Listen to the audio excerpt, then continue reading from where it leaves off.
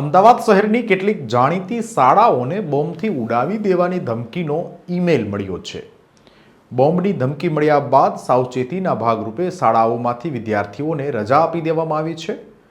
ધમકીભર્યો email મળ્યા બાદ police, fire અને બોમ્બ ડિસ્પોઝલ સ્ક્વોડની ટીમો સ્કૂલોમાં પહોંચી ગઈ છે અને સર્ચ ઓપરેશન હાથ ધર્યું છે.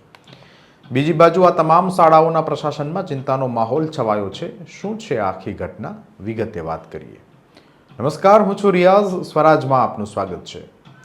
મળતી માહિતી પ્રમાણે અમદાવાદ શહેરની જાણીતી સ્કૂલોને બોમ્બથી ઉડાવી દેવાની ધમકી આપવામાં આવી છે. આજે બપોરે બ્લાસ્ટની ધમકી અપાઈ હોવાની પ્રાથમિક માહિતી મળી હતી. સમાચાર મળતાની સાથે જ પોલીસ, બોમ્બ ડિસ્પોઝલ સ્ક્વોડ સહિત ફાયરની ટીમો શાળાઓમાં પહોંચી ગઈ છે. આ શાળાઓમાં એમ્બ્યુલન્સને પણ સ્ટેન્ડ બાય રાખવામાં આવી રહી છે.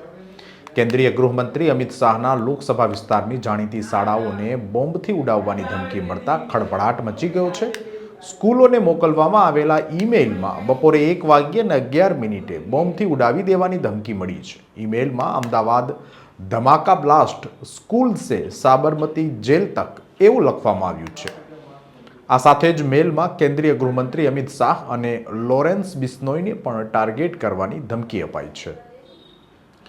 જે શાળાઓને ધમકીભર્યો મેલ મળ્યો છે તેમાં થલતેજની ઝેબર સ્કૂલ અને ઉદ્ગમ સ્કૂલ, વસ્ત્રાપુરની નિર્માણ સ્કૂલ અને Ahmedabad international school, Maharaja Agrasen school Gurukul road, DAV international school Makarba, Zydus school Vejalpur, CBSE divine child school Adalaj, Avishkar school Kalol, James and Genesis school Khoraj Khodiyar, બોપલની દિલ્હી પબ્લિક સ્કૂલ તથા તુલિપ ઇન્ટરનેશનલ સ્કૂલનો સમાવેશ થાય છે.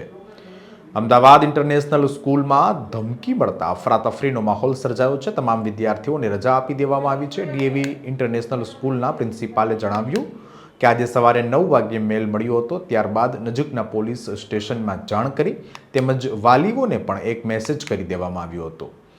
વાલીઓને મેસેજ કરવામાં આવ્યો કે તમારા બાળકો સુરક્ષિત છે, તેમને ઘરે પરત લઈ જવામાં આવે. અત્યાર સુધી 800 જેટલા વિદ્યાર્થીઓને ઘરે મોકલી દેવામાં આવ્યા છે. હજુ અન્ય વાલીઓ આવી રહ્યા છે, તેમને પણ ઘરે મોકલી દેવામાં આવશે. એવી પણ વિગતો સામે આવી છે કે વર્ષ 2023માં ખાલિસ્તાન ચળવળ સાથે સંકળાયેલા હરદીપસિંહ નિજ્જરની હત્યા મામલે અમિત શાહ અને લોરેન્સ બિશ્નોઈને ટાર્ગેટ કરીને અમદાવાદમાં સ્કૂલોને બોમ્બથી ઉડાવી દેવાનો ધમકીભર્યો મેલ કરાયો છે. હાલ તો પોલીસ સહિતની વિવિધ ટીમો તપાસ કરી રહી છે. સમાચારોમાં અત્યારે બસ આટલું જ. પડે પડની અપડેટ્સ માટે જોતા રહો સ્વરાજ. ધન્યવાદ.